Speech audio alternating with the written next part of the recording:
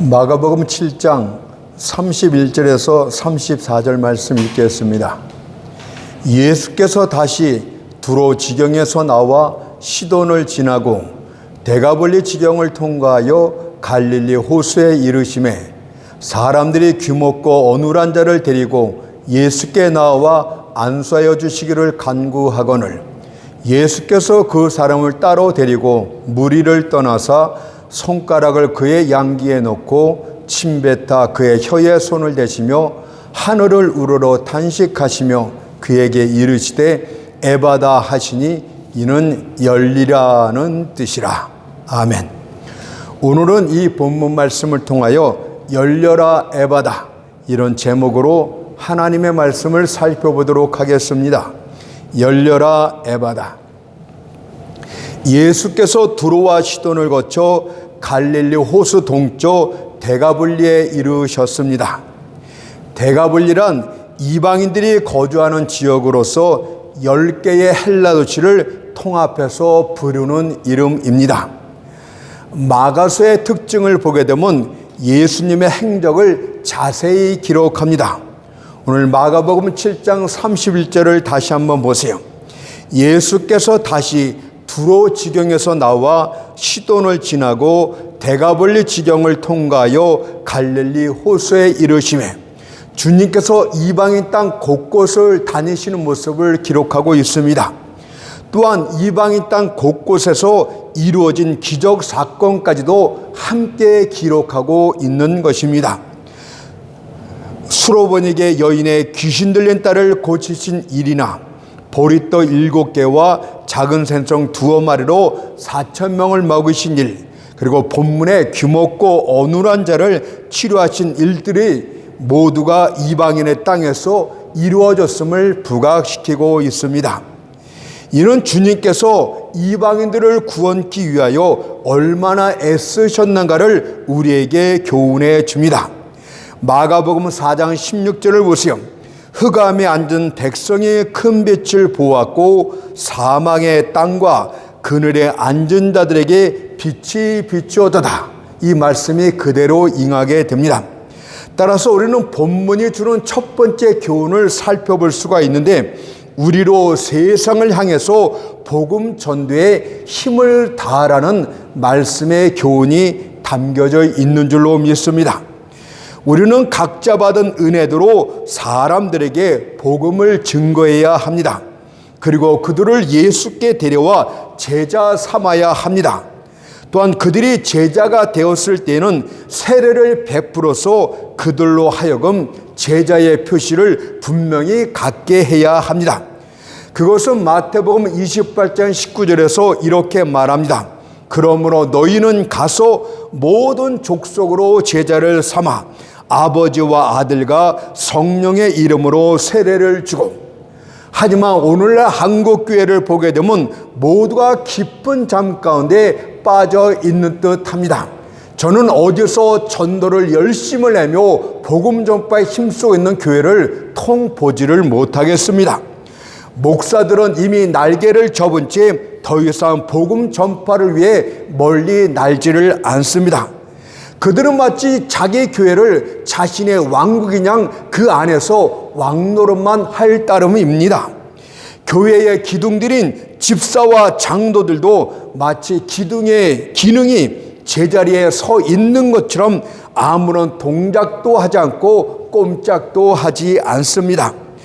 영혼들이 저주를 받던 구원을 받던 천국이 가득 차던 텅텅 비던 그들은 아랑곳하지 않습니다. 주님께서는 이런 교회들을 향해 계시록 3장 2절에서 너는 일깨어 라고 책망하고 계시지만 이들은 마치 그런 책망들을 옷에 눈송이 털듯 툭툭 털치면서 각기 제 갈 길로 나갈 뿐입니다. 도대체 여러분들은 이 시대가 어떤 시대라고 생각하고 있는 것입니까? 과연 그리스도인들이 이 시대보다 잠자기에 부적절한 시대가 언제 또 있었단 말입니까? 어떻게 애굽의 개구리 같은 미신들이 온 땅을 뒤덮고 있는데 잠을 자고 있단 말입니까? 늑대가 양우리 속으로 침입해 들어왔는데 목자들이 잠을 잤어야 되겠습니까? 질풍이 노도처럼 불어와 교회를 암초 가운데로 몰아가는데 태평이 잠이 옵니까? 잠잔다는 것은 위험스러운 상태가 된다는 뜻입니다. 잠자는 목회자는 하나님의 밭을 결코 지키지 못합니다. 주님께서 하신 말씀을 잊지 마십시오. 마태복음 13장 25절을 보니까 사람들이 잘 때에 그 원수가 와서 곡식 가운데 가라지를 덧뿌리고 갔더니 하나님의 교회를 결코 여러분들은 영적으로 지키지 못할 것입니다. 잠자는 목회자는 미안하게도 살인당할 수도 있습니다. 사울이 광야에 누워 잠들었을 때 아비새가 자신의 창을 들고 와 뭐라고 한 줄 아십니까? 사무엘상 26장 8절 말씀을 보니까 나로 창으로 그를 찔러서 단번에 땅에 꽂게 하소서. 원수 사단이 잠자는 목회자를 넘어뜨리고 죽이는 것은 시군적 먹기라는 것을 잊지 마십시오. 그런데 목회자들이여 그래도 잠이 옵니까? 이것은 잠자는 성도들의 경우에도 마찬가지입니다. 하늘로 가는 길에서 잠자는 것은 마치 눈 내린 넓은 평지에서 잠자고 있는 것과 똑같습니다. 만일 여러분이 그 길에서 잠자고 싶은 육적인 욕망에 굴복하고 만다면 필경 여러분은 다시 일어서지 못할 것입니다. 그러니 깨어 분개하도록 하십시오. 복음 전파에 힘을 쓰도록 하십시오. 여러분들을 사랑하신 분이 누구셨는가를 한번 깊이 생각해 보도록 하십시오. 겟세마네 동산, 갈보리 십자가, 이 모든 것들이 무엇을 생각하게 합니까? 여러분들은 구속을 받았는데 하나님 앞에 그 주님의 사랑에 대해서 나태하고 게을러서야 되겠습니까? 교회는 주 예수만을 위해서 존재해야 합니다. 교회는 주님의 목적과 뜻을 이루기 위해서 주님께서 창조하신 목적입니다. 그래서 고린도전서 12장 27절에서 너희는 그리스도의 몸이요 지체의 각 부분이라고 말씀하셨어요. 그분이 영원 구원을 해서 구속사건에서 십자가에서 피 흘려 죽으셨는데 그분의 몸된 지체인 교회가 이렇게 잠만 자고 게을러서야 되겠습니까? 만일 우리가 주님을 위해서 살지 못한다면, 복음 증거에 게을리하고 있다면 우리는 살았다는 이름은 가졌으나 실상은 죽은 자입니다. 만일 우리가 그분의 고상한 부르심에 화답하지 못한다면 우리의 존재를 정당화시킬 근거가 없습니다. 교회가 존재해야 될 이유가 전혀 없는 것입니다. 그런데 어떻게 교회가 전도의 의무를 등한시한 채 죽어가는 세계의 심한 요구에 대해서 응답하지 못하고 있는 것입니까? 그럼에도 불구하고 여전히 복음 전도에 무관심한 자들은 이렇게 핑계만 댑니다. 나는 말주변이 없습니다.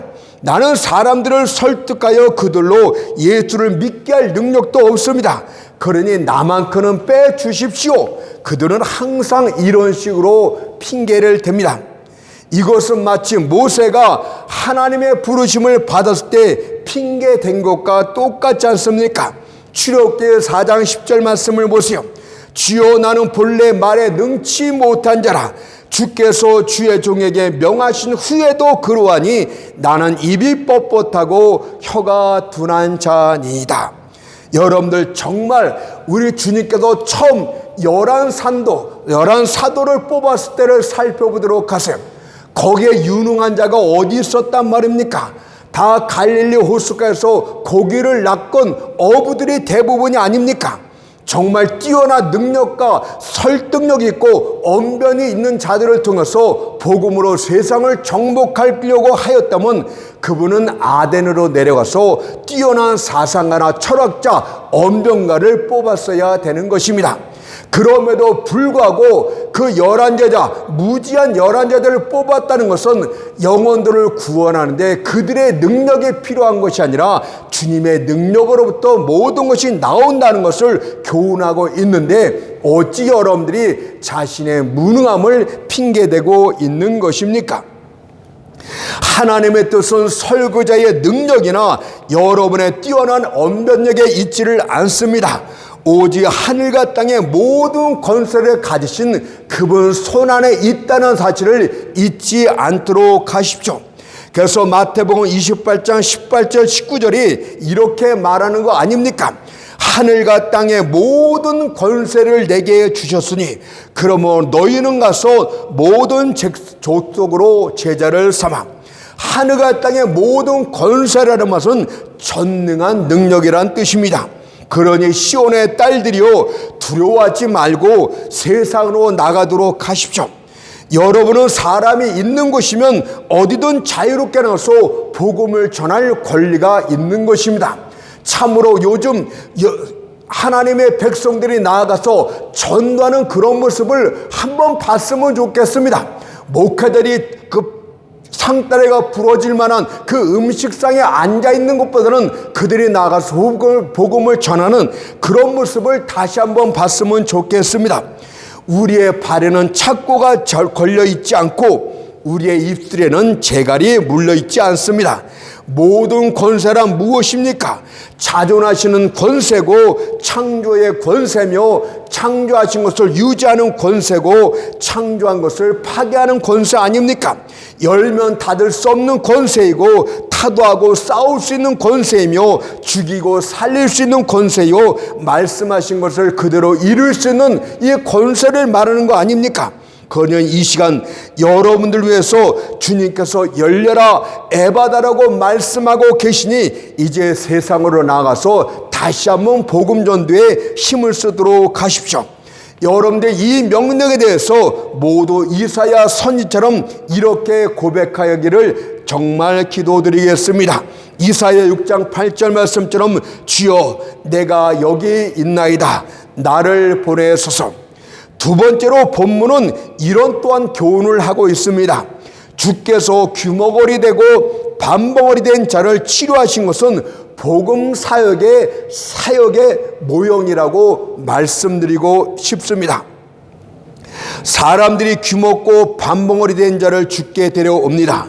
주님께서는 그를 무리들로부터 따로 데리고 한적한 곳으로 가셨습니다. 그리고 손가락을 그의 양귀에 넣으시고 침 뱉다 그의 혀에 대신 후 에바다, 즉 열려라고 말씀하셨습니다. 그러자 즉시로 그의 귀와 입이 정상적으로 치료되었습니다. 마가복음 7장 32절 35절을 다시 한번 읽어볼게요. 사람들이 귀먹고 어눌한 자를 데리고 예수께 나와 안수하여 주시기를 간과하거늘 예수께서 그 사람을 따로 데리고 무리를 떠나사 손가락을 그의 양귀에 넣고 침뱉다 그의 혀에 대시며 하늘을 우러러 탄식하시며 그에게 이르시되 에바다 하시니 이는 열리라는 뜻이라. 귀의 귀가 열리고 혀에 맺힌 것이 곧 풀려 말이 분명하더라. 주님께서는 환자에게 손을 대시지 않고도 능히 치료하실 수가 있었습니다. 마가복음의 다른 기록들을 살펴보십시오. 네 사람에 의해서 상에 실린 중풍병자를 행해서 주님은 마가복음 2장 11절에서 말씀만 하십니다. 일어나 네 상을 가지고 집으로 가라. 그러자 그가 즉시 일어나 상을 가지고 모든 사람들 앞에서 걸어갔습니다. 또한 손 마른 자를 향해서 마가복음 3장 5절에서 말씀만 하십니다. 네 손을 내밀라. 그의 손이 즉시로 회복이 되지 않았습니까? 그런데 왜 여기서는 사람들로부터 미신적이라고 오해받을 수 있는 그런 치료 방법을 썼던 것일까요? 그것은 귀먹고 어눌한 자가 능동적으로 믿음을 가질 수 있는 큰 배려라고 할 수 있겠습니다. 사실 그가 사람들의 손에 이끌려 주님 앞에 나왔을 땐 그는 아무런 생각도 없었어요. 자신이 치료받아야 될 것이라는 그런 생각은 갖고 있지를 않았습니다. 아주 피상적이고 무감각한 상태에서 그냥 끌려 나왔을 뿐입니다. 심지어 그 귀머거리는 주님의 음성조차도 들을 수 없는 상태였습니다. 그러나 주님의 몸집을 통해서 그분의 손가락이 자기 귀에 닿고 그분이 침뱉어서 자기 혀에 대는 것을 보고 자신과 접촉이 이루어졌을 때 비로소 주님께서 자신을 치료한다는 사실을 깨달았고 감동을 받아 믿음으로 주께 매달렸던 것입니다. 여기서 듣지도 못하고 말하지도 못하는 이 장애자는 영적 사망 가운데 처한 자라고 말씀드리고 싶습니다. 왠지 아십니까? 세상에 죽은 사람보다 더 말을 못하는 벙어리는 없고 죽은 사람보다 더 듣지 못하는 귀머거리는 없기 때문입니다. 아무 귀머거리와 벙어리란 것은 영적인 아무것도 들을지도 말할지도 모르는 벙어리고 귀머거리라는 뜻이 아니겠습니까?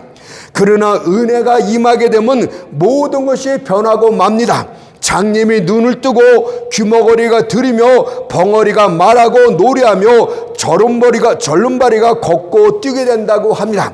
이사야 선자는 몇백 년 전에 이런 복음 전파와 관련해서 이렇게 예언을 했습니다. 이사야 35장 6절 7절에 보니까 그때에 소경의 눈이 밝을 것이며 귀머거리의 귀가 열릴 것이며 그때 저는 자는 사슴같이 뛸 것이며 벙어리의 혀는 노래하리니 보수하는 자가 오실 때, 구속하는 자가 오실 때 이런 놀라운 복음 역사가 있을 것을 말씀하셨던 것입니다. 성경은 모든 사람이 죄로 인하여 영적 사망 가운데 처해 있음을 이렇게 선언합니다. 에베소 2장 1절에 보니까 허물과 죄로 죽었던 너희들 하면서 여러분들은 허물과 죄로 이미 영적으로 죽어 있는 상태입니다. 그리고 그런 끔찍한 죄의 결과가 첫 대표자 아담 한 사람으로 말미암아 비롯되었음도 선언을 합니다. 태초에 하나님께서 한 사람의 대표자로서 모든 사람을 한꺼번에 다루기로 작정하신데 이것이 성경이 증거하는 하나님이 정하신 대표자 방식 아니겠습니까? 그리고 하나님이 정하신 첫 인류의 대표자는 바로 첫사람 아담이었습니다. 그런 창세기 1장 27절의 말씀처럼 하나님의 형상대로 지음을 받은 가장 완전한 의인이요 가장 완벽한 사람이었습니다.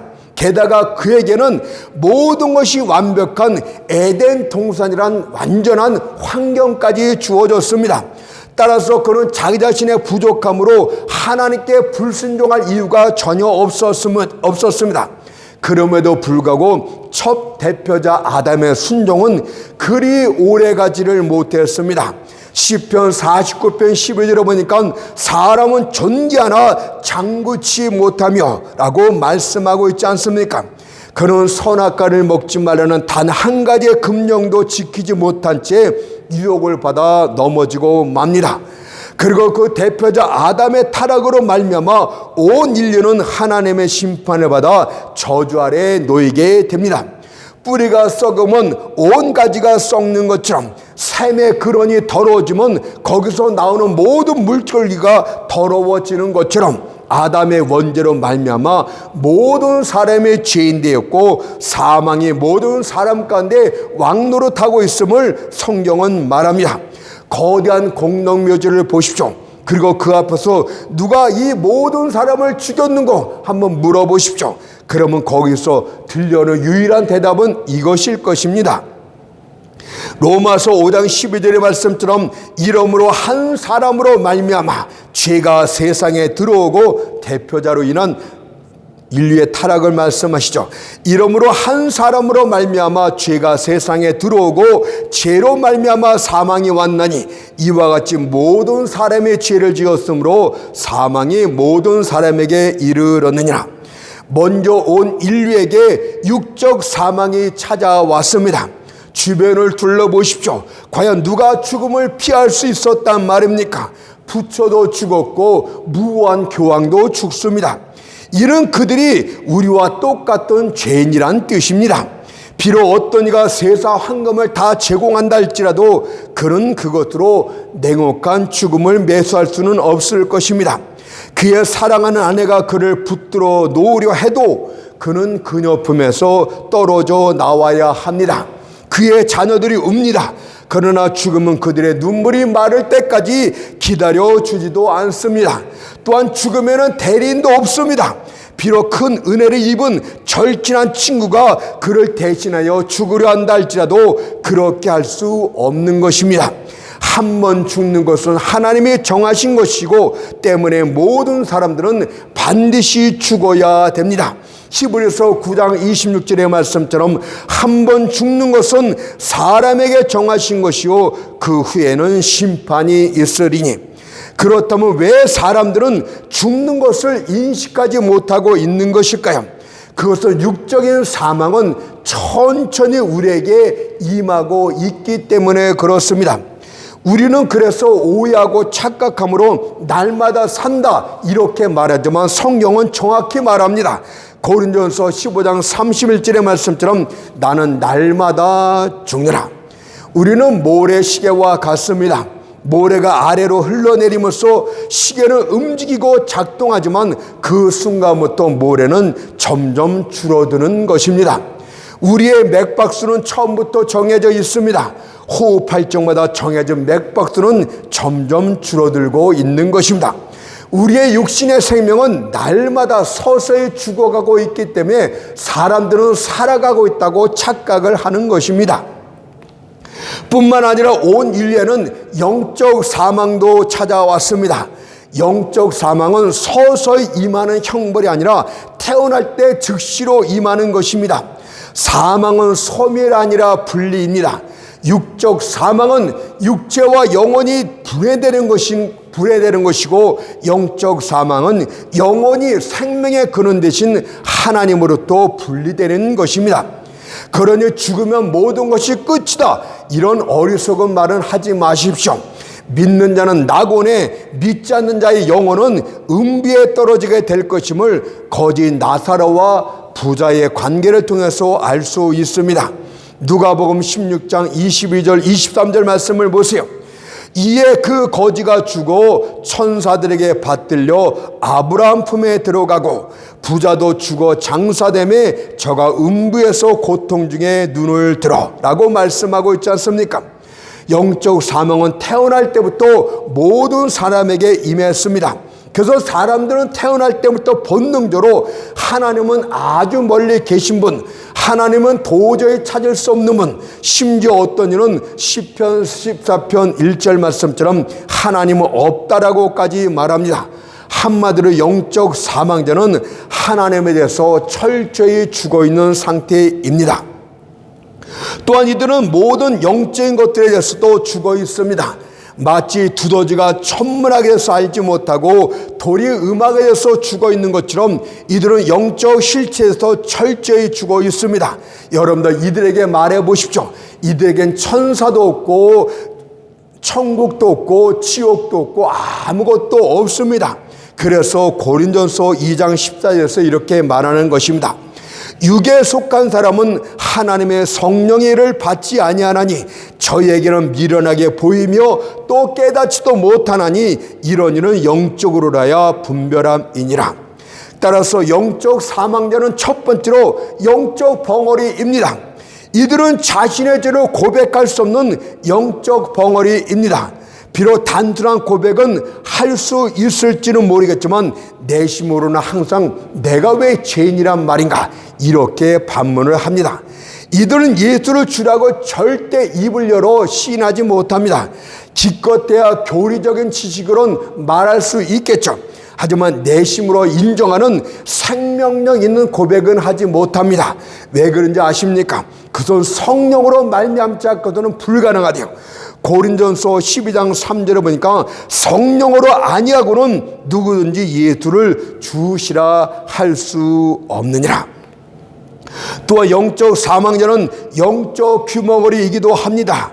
사람들은 홍등가의 유혹 소리, 시장에 돈 세는 소리, 자신을 비판하는 소리에는 민감합니다.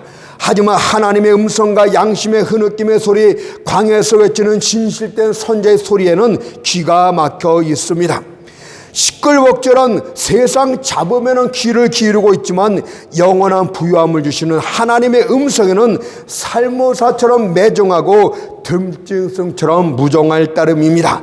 그것을 잠언서 1장 24절이 말합니다. 내가 부를지라도 너희가 듣기 싫어하였고 내가 손을 펼지라도 돌아보는 자가 없고, 따라서 본문에 나오는 귀머거리와 밤벙어리인 이 환자는 영적으로 사망에 처한 자의 상징적인 모습입니다. 그러나 그가 예수와 접촉했을 때, 믿음으로 예수를 받아들였을 때 마가복음 7장 35절의 역사가 일어났습니다. 귀의 귀가 열리고 혀에 맺힌 것이 곧 풀려 말이 분명하더라. 이것이 바로 복음의 능력이고 복음의 특징입니다. 죽었던 자가 예수를 만남으로 새 생명을 얻게 되는 것이 바로 복음입니다. 요한일서 5장 12절에서 그것을 이렇게 말했어요. 아들이 있는 자에게는 생명이 있고 하나님의 아들이 없는 자에게는 생명이 없느니라. 자, 그러면 이제부터는 화제를 올려 열려라 에바다라는 말씀을 다른 곳에 적용시켜 보도록 하겠습니다. 지금까지 두 가지는 이 본문 안에 담겨진 영적 교훈을 살펴보았고, 이제부터는 이 영적 교훈을 다른 곳에 적용시켜 보도록 합니다. 첫 번째로 교회에 적용시켜 보도록 하겠습니다. 저는 모든 교회들 위해 열리는 에바다의 축복이 있기를 바랍니다. 하지만 안타깝게도 요한계시록에 나오는 7교회 중에서 단 하나의 빌라델피아 교회만이 열려라 에바다의 축복을 받았다는 사실을 기억하도록 합시다. 계시록 3장 8절에 보니까 볼지어다 내가 네 앞에 열린 문을 두었을 때 능히 닫을 사람이 없으리라. 내가 네 행위를 아노니 네가 적은 능력을 가지고도 내 말을 지키며 내 이름을 배반치 아니하여도다. 빌라델피아 교회는 크지 않았습니다. 그러나 알찼습니다. 능력도 많지 않았습니다. 그러나 충성스러웠습니다. 성령께서는 네가 적은 능력을 가지고도 라고 말씀하고 있듯이 필라델피아 교회는 교인 수가 아주 적었습니다. 그러나 하나님께서는 교인 숫자보다는 순종을 더욱 귀히 여기시는 것입니다. 또한 이 교회는 금전적인 힘도 아주 적었다는 뜻입니다. 따라서 이들은 돈이 요구되는 일은 거의 할 수가 없었습니다. 하지만 하나님께서는 금보다는 신실함을 더 귀하게 여기십니다. 빌라델피아 교회가 적은 힘을 가졌다는 것은 허물이 아닙니다. 오히려 칭찬받는 그 날에는 그 칭찬을 2배로 배가시켜 줄 것입니다. 그렇다면 과연 빌라델피아 교회가 무엇을 하였기 때문에 이렇게 주의 칭찬을 받았던 것입니까? 교회를 크게 지어서 그렇습니까? 그런 것은 전혀 아닙니다. 성경이 말하기를 이들은 하나님의 말씀을 지킨 것이 칭찬의 원인이었다고 말합니다. 네가 내 말을 지키며 배반치 아니하였도다. 말씀을 지켰다는 말은 그 교회에 진실된 말씀이 있었다는 것을 전제하고 있는 것 아닙니까? 과연 진실된 하나님의 말씀을 듣지도 않고 어떻게 말씀을 지킨단 말입니까? 저는 빌라델피아 교회 목사를 칭찬하고 싶습니다. 그는 진실되게 열정적으로 하나님의 말씀을 전파했기 때문입니다. 그리고 그 교회 성도들은 그 말씀을 아주 귀하게 영접했습니다. 그들은 거룩한 진리의 말씀을 기억 속에 차곡차곡 쌓았고 그 말씀대로 살려고 노력을 했습니다. 하나님의 말씀을 지키고 산다는 뜻은 그들이 하나님을 무척 사랑했다는 증거가 됩니다. 저는 여러분들에게 묻고 싶습니다. 과연 여러분들이 주를 사랑하는 증거가 어디에 있다고 생각하십니까? 헌금을 많이 하기 때문에요? 큰 교회 나가기 때문에요? 높은 직책을 가졌기 때문에요? 천만의 말입니다. 예수를 사랑함으로 추녀가 되어서 세상을 등지고 수녀원에 가면은 그가 주님을 너무 사랑하는 것입니까? 그렇지 않습니다. 오히려 성경은 반대로 세상을 등지지 말고 세상 속으로 들어가서 세상의 어두운 세상에 빛이 되고 세상에 부패해가는 세상의 소금 역할을 하라고 여러분들이 해야 될 생활의 삶의 모습을 가르쳐주고 있는 것 아닙니까? 어떤 이는 자신의 직업과 생업을 포기한 채 교회와 기도원으로 쫓아다닙니다. 여러분들 자식들을 굶기고 부인의 얼굴을 수척게 만드는 그런 광신적인 신앙은 주님을 사랑하는 것이 아닙니다. 가정을 잘 돌보는 것이 주의 뜻이라는 사실을 기억하도록 하세요. 성경은 주를 사랑하는 가장 명백한 증거가 말씀을 듣고 지키는 것이라고 말했습니다. 요한복음 14장 23절에 보니까 예수께서 대답하여 가르칠 때 나를 사랑하면 내 말을 지키리니, 빌라델피아 교회는 하나님의 말씀을 지키는 교회였습니다. 다시 말해서 주를 진짜 사랑하는 교회였습니다. 주님께서는 이런 교회를 향해서 에바다 열려라라고 말씀하셨습니다. 계시록 3장 8절 말씀처럼 볼지어다 내가 네 앞에 열린 문을 두었을 때 능히 닫을 사람이 없으리라. 이 힘든 시절에, 이 정말 복음을 찾아볼 수 있는 시절에 여러분들 교회가 정말 세상에서 에바다 열려라는 문이 열릴 교회는 어느 교회겠습니까? 말씀이 충만한 교회가 이 말세 때 다시 한번 하나님을 위해서 복음 전도의 힘을 다하는 교회로 세워질 줄 믿습니다. 말씀 있는 교회에 열려라 에바다의 축복이 있는 것은 사실입니다. 왜 그런 줄 아십니까? 사람들이 믿음으로 구원에 이르게 되는데 바로 그 믿음이 그리스도의 말씀에 기인하기 때문입니다. 로마서 10장 10절을 보세요. 그러므로 믿음은 들음에서 나며 들음은 그리스도의 말씀으로 말미암느니라. 여러분들의 허다한 세상 잔소리로서 믿음이 생기는 것이 아니고 여러분들의 개그하는 그런 토크로서 여러분들 믿음이 생기는 것이 아니라 그리스도의 말씀, 십자가의 말씀으로 믿음이 생긴다고 말합니다. 어떤 일의 설교를 보면은 마치 거대한 가마솥 같은 느낌을 받습니다. 펄펄 끓고 있어요.